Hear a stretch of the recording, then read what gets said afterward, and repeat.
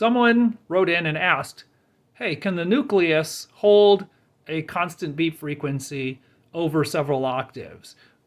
Some synthesizers do that, especially digitals. It's very easy. You can say, I want a certain amount of beat frequency. It's a little harder in an analog. As you can hear, it's typical. What happens is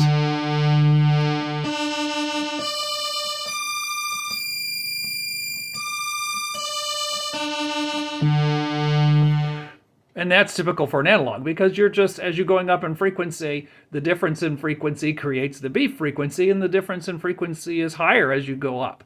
And so you get a higher beat frequency between them by just adding a little bit of detune. If I add 1% of detune, 1% of a high frequency is a lot higher of a frequency than 1% of a low frequency. So how do you fix that? You can.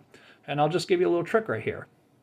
What we're doing, let's see, we're going to put in a little negative pitch modulation back into the pitch as we go up.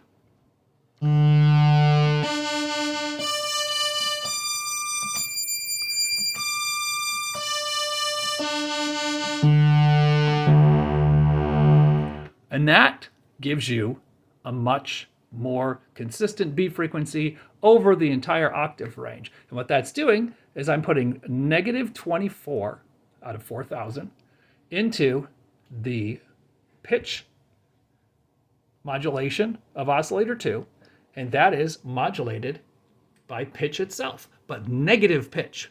Okay, so I'm subtracting off a tiny amount of pitch difference as I'm going up in frequency, and that stabilizes the beat frequency.